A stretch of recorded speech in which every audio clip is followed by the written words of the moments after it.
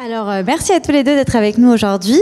Les talents sont issus de tous les milieux sociaux, c'est ce qu'on soulevait comme point dans la précédente table ronde. Comment permettre au plus grand nombre d'accéder à l'acquisition des compétences clés nécessaires au métier d'avenir? Comment les établissements supérieurs peuvent-ils donner accès dans les meilleures conditions? Donc, Mehdi, beaucoup de questions ont été évoquées et la première, elle est pour vous. Quelle analyse faites-vous sur l'accession aux études supérieures des étudiants provenant de tous les horizons, aux formations permettant de développer les compétences de demain? Il y a deux axes, à mon avis, sur cette question-là. D'une part, c'est quelle est l'offre qu'on développe.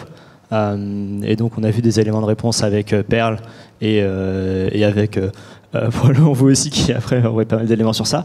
Il y a cet axe-là que je ne vais pas développer. Et l'autre, effectivement, c'est quand on vient d'un milieu social, d'une région, d'ailleurs, parce qu'on parle souvent de milieu social, mais on oublie aussi les territoires, qui sont aussi des axes d'enfermement social majeur. On a ce besoin de développer donc des compétences.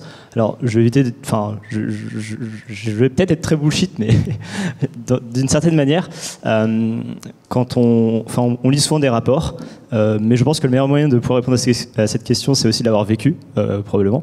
Et donc, on peut constater qu'il y a des dispositifs souvent qui sont pris, qui sont faits à petite échelle. Je pense au Cordée de la réussite, ce genre de choses qui sont géniales, mais qu'on ne saurait généraliser. Et un des moyens le plus important de toucher un nombre important de personnes, c'est malheureusement, heureusement, le digital, qui permet de décupler l'accès à l'information et la manière dont on peut prendre en main son avenir. Et dans ce cadre-là, ma réponse peut peut-être être très complexe, mais on a un nécessaire besoin d'éveil et d'acculturation à ces problématiques digitales, dans la mesure où l'orientation qui se fait aujourd'hui de plus en plus par des canaux divers, j'en ai créé plein, donc je sais de quoi je parle, a aussi ce besoin de pouvoir trier pour l'étudiant diverses informations et de savoir ce qui est important pour lui, ce qui n'est pas important pour lui, et surtout trouver son ikigai. J'aime bien ce concept japonais qui est de trouver ce dont le monde a besoin, ce dans quoi on est bon, ce dans quoi on peut être rémunéré. Grosso modo, je le fais de manière très simple. Et donc dans ce cadre-là, je vais éviter de faire un tunnel parce qu'on n'a que 13 minutes, mais je peux peut-être aller vers la deuxième question qui est aussi la question des moyens d'accès, parce qu'on a souvent l'impression aussi que la diversité, c'est une question financière. Or, si on reprend des stats qui sont publiques, on voit qu'aujourd'hui, dans l'enseignement supérieur, on a 38% de boursiers, 27% dans les grandes écoles, 19% à l'ENS, on est rémunéré par l'État, 15% à HEC, on paye très très cher sa scolarité, pas loin de 60 000 € aujourd'hui, 11% à l'ENS, à Polytechnique, pardon, où on est rémunéré. Et donc très souvent, on a l'impression que l'accès aux études supérieures est un sujet financier. Pour autant, non, on a moins de boursiers à Polytechnique où on est payé qu'à HEC où on n'est pas payé. D'où la nécessité de permettre d'avoir un accès égal à la capacité à réussir un concours. Et c'est aussi dans ce sens-là que j'avais créé ce groupe Topper qui est en fait issu d'un média major prépa que j'avais moi-même créé en prépa, où je donnais des contenus gratuits pour que l'on soit fils de smicard ou de millionnaire, on ait les mêmes chances de réussir les concours des grandes écoles, parce que c'était le principe fondateur quand on a créé les écoles normales supérieures. Non, Napoléon, à la fin du 18e, avait créé les écoles normales supérieures, et donc on perd un peu ce principe-là. Mais la société ne repose pas que sur les très grandes écoles. On a parlé de Polytechnique, de l'ENS, de HEC. Or, on a bien vu, sur Welcome to the Jungle, on a un compte, et il y a je ne sais combien de boîtes qui existent et qui ont des métiers fous, et tous n'ont pas besoin de passer par ce genre d'école-là pour réussir. Alors, je vais peut-être éviter de faire un tunnel et laisser Claude introduire la Fédé, qui, à mon avis, a aussi pas mal de solutions à cela, mais il y a aussi de la part des écoles et des formations une capacité à devoir saisir les compétences qui importent demain, et pour le coup, pour faire un petit peu de conseil en stratégie auprès des directions des très grandes écoles, c'est inquiétant pour elles, parce qu'elles voient que le marché des entreprises évolue plus rapidement que les professeurs des grandes écoles, que les accréditations internationales, notamment EQUI, c'est SSBMBA au niveau des écoles de management, a tendance à faire en sorte que les grandes écoles soient des copies en termes d'enseignement. On a obligatoirement de la macroéconomie, de la microéconomie, de la comptabilité, etc. Et c'est un cursus qui est standardisé. On répond au classement du FT qui est sorti d'ailleurs récemment pour faire en sorte que tout soit bon. Mais on oublie en fait que souvent, quand on rentre en grande école ou en école tout simplement, on doit avoir à la fin un emploi, et un emploi qui correspond aux besoins des entreprises qui changent de plus en plus rapidement. Donc je dérive, je suis désolé, mais je pense qu'il faut que Claude réponde aux questions aussi. Non, on suit l'inspiration du moment, c'était très clair, merci beaucoup. Alors justement, on va peut-être revenir sur votre parcours et quelles sont les missions de la Fédé. Donc, mon parcours en tant que présidente de la Fédé, donc moi j'ai créé avant un établissement d'enseignement supérieur, il y a très longtemps, il y a 37 ans, je l'ai calculé. Et à la Fédé, je suis présidente depuis 2015 et nous travaillons peut-être, et je vais reprendre ce qu'a dit tout à l'heure Perle, il y a les soft skills que tout le monde connaît, les hard skills, là où on prépare un métier. Peut-être que la Fédé, elle travaille, et je pense que School of Impact travaille aussi là-dessus, sur les citizen skills. C'est-à-dire ces compétences citoyennes, ces compétences où on peut s'intégrer. Et je dis quand on peut s'intégrer en société, on peut aussi s'intégrer dans toutes les entreprises. Et c'est pas tant la question de se dire comment les écoles font pour accompagner cette création des nouveaux métiers, parce que si elles accompagnent la création des nouveaux métiers, je dirais, elles sont déjà en retard. C'est comment elles font pour les imaginer.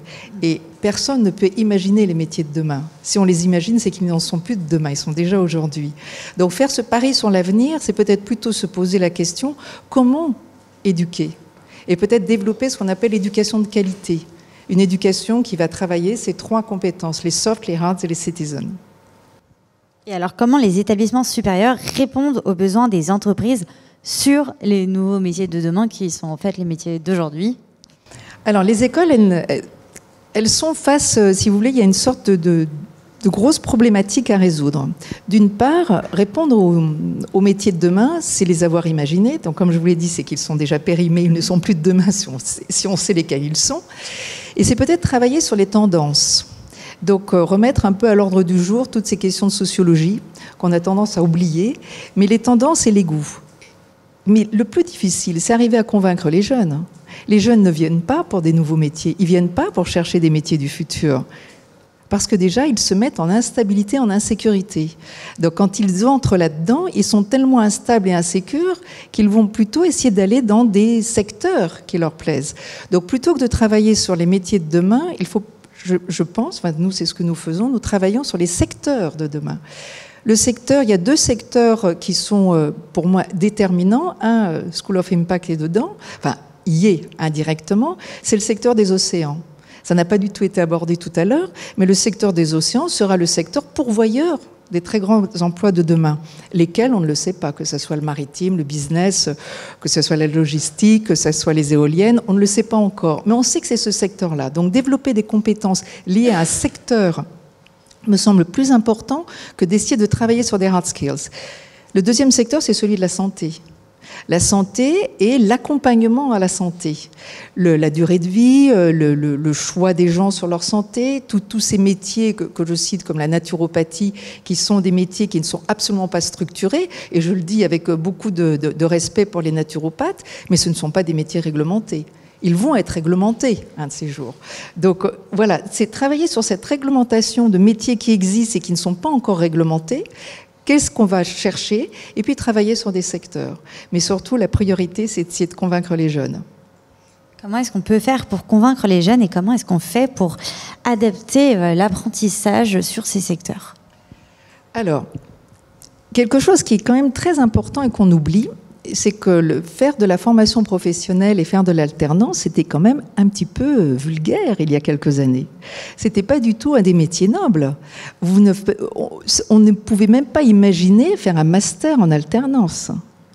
Ça a tellement évolué, ça s'est tellement révolutionné qu'aujourd'hui, les budgets de l'alternance qui étaient dédiés à aider des formations, je dirais, même en dessous du niveau 4, c'est-à-dire en dessous du bac pour la France, les fonds ont été complètement happés par les masters.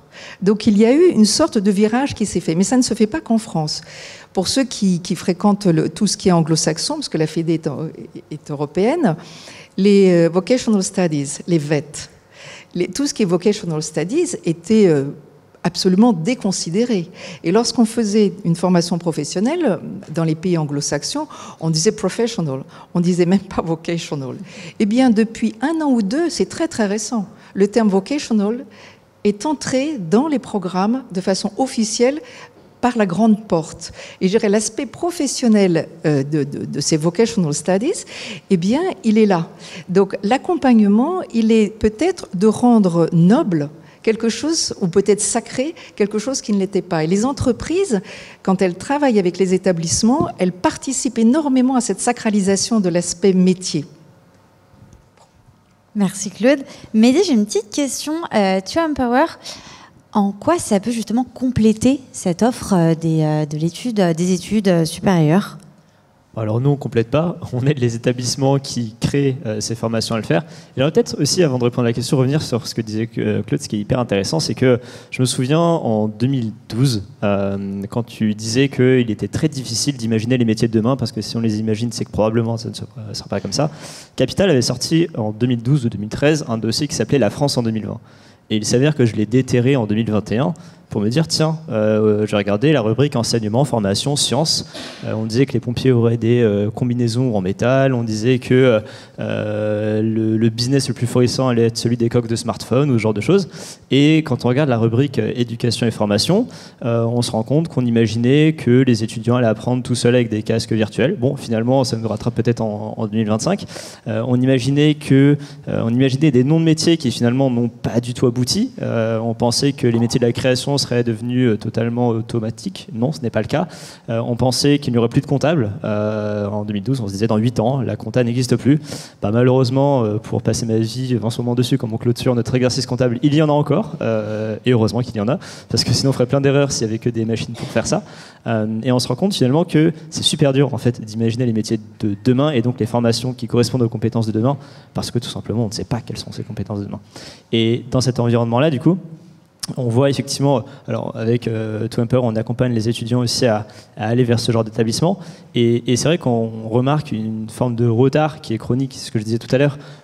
Quand on est une école, effectivement, déjà on gère le quotidien. C'est pour ça d'ailleurs que souvent les établissements les plus innovants sont ceux qui se lancent. Donc par exemple en 2023, School of Impact fera partie des plus innovants, mais quid en 2030 ?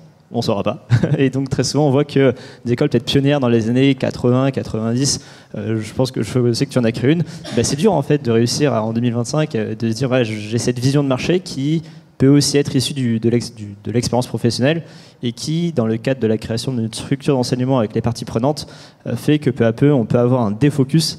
Et non, l'autre niveau de direction générale que l'on voit de grandes écoles, il y a peu à peu un défocus. On se met non plus à servir l'entreprise et l'étudiant en tant que tel, plus seulement, mais aussi à répondre à des logiques de structuration d'organisation. Et finalement, c'est un problème quasiment de RH qui est compliqué. Bref, tout ça pour dire que nous, chez Empower, on crée des médias. Donc, on a un média historique sur la prépa qui s'appelle Major Prépa. Et on a aussi lancé 2 médias qui s'appellent Études Tech et Études Créatives, qui sont des médias qui correspondent à des disciplines que le marché n'étudiait pas. Quand on regarde les concurrents de marques généralistes de salon, effectivement, les journalistes sont habitués à couvrir des thématiques liées aux écoles de commerce, aux écoles d'ingénieurs, aux universités. Pour autant, toute la dynamique et la nouvelle vague des écoles autour de la tech, autour de l'IA, du produit, les bootcamps aussi, c'est un phénomène majeur qui est apparu aux États-Unis dans les années 2010 et qui aujourd'hui, en France, avec Le Wagon, Noé, DataBird, etc., crée une offre de formation neuve. Eh bien, ces formations-là ne sont pas visibles en fait dans les médias étudiants classiques, et d'où notre logique aussi de créer des communautés par grande thématique, parce qu'effectivement, un étudiant qui cherche une information, ou même un apprenant tout simplement qui veut une formation en alternance dans les métiers du marketing digital, s'il va sur un site qui comprend toutes les études possibles et imaginables, ne le trouvera pas. Et donc il y a un enjeu de clarté du marché, et il y a aussi un enjeu d'évoluer avec son audience. C'est-à-dire que j'ai 27 ans, TikTok ça me semble un peu absurde quand j'y vais, quoique de moins en moins, et on a créé des tout premiers comptes TikTok de médias étudiants en 2020. Ce qui, à l'époque, on a eu une tentative du Figaro, j'aime bien le Figaro, hein, mais le Figaro étudiant sur TikTok, c'était très boomer, et ça ne marchait pas. Et bon, ils n'ont rien fait depuis, mais ce qui est sûr, c'est qu'il y a une nécessité aussi de faire en sorte qu'on aligne les canaux d'accès à l'information avec la manière dont les étudiants et les apprenants la consomment aujourd'hui. Par exemple, aujourd'hui, le deuxième moteur de recherche, jusqu'à l'année dernière, c'était YouTube, maintenant c'est TikTok. Et moi, je suis étonné quand je vois des alternants qui viennent d'arriver là, je leur dis, mais comment est-ce que vous trouvez une information sur TikTok? Ils vont taper leur recette de cuisine sur TikTok pour trouver la vidéo de la recette. Ils vont taper Joe Biden biographie pour avoir des vidéos sur Joe Biden. C'est une manière de consommer l'information qui n'existait absolument pas il y a quelques années et qui, moi, me choque quand on me l'a dit il y a 2 semaines et qui vous choque peut-être de vous dire que oui, on va chercher sa formation sur TikTok demain. Oui, mais si on va chercher sa formation, c'est qu'on a identifié là où on va. Et on a identifié ce qu'on va chercher. Et on dit toujours, si on ne sait pas ce qu'on doit chercher, on est certain de jamais le trouver. Donc, c'est un petit peu aux écoles d'être innovantes et de leur donner le goût. Et simplement, il faut toujours se dire que l'étudiant, il a besoin d'être sécurisé. Donc, si on lui met trop d'innovation dans la communication, il va se sentir exclu de sa sphère sociale et de son sphère de confort. C'est ce qu'on peut voir sur le métaverse, par exemple. On a vu pas mal d'écoles tenter d'annoncer sur le fait que oui, vous allez étudier dans le métaverse, mais pour un étudiant, déjà, c'est bullshit un petit peu. Et pour l'apprenant en tant qu'expérience, c'est pas quelque chose qu'on voit au quotidien. Et effectivement, ça a eu tendance peut-être à effrayer les étudiants, même si au sein de l'écosystème, ouah, c'est génial, c'est innovant, on est dans le métaverse. Oui, enfin, super. Derrière. Alors, puisqu'on parle de l'intelligence artificielle, c'est aujourd'hui le grand dossier, aussi bien dans UNESCO 2030 qu'au Conseil de l'Europe. On travaille énormément sur toutes ces questions d'intelligence artificielle, avec cette problématique qui va toucher beaucoup les écoles, c'est quelle va être la place et le rôle de l'enseignant. Donc, peut-être repositionner l'enseignant au cœur du système, recréer du lien, et toujours pour essayer de développer ces citizen skills, permettront aux jeunes, quels qu'ils soient, d'arriver à imaginer lui-même les futurs métiers dans lesquels il va travailler. Parce que comme on ne les connaît pas, et comme de toute façon, il ne faut pas, je ne dis pas qu'il ne faut pas chercher à les connaître, au contraire, je dirais, il faut tout faire pour essayer à identifier ces tendances, il vaut mieux se concentrer sur des hard skills, c'est-à-dire donner des compétences techniques, parce qu'à un moment, il faudra quand même mettre les mains dans le cambouis et y aller. Travailler les soft skills, mais ça, tout le monde le sait. Et puis, je reviens, et puis je vais conclure là-dessus, parce que je vois le temps zéro, ne pas oublier ces citizen skills. Merci pour ces partages de vision. Merci à vous.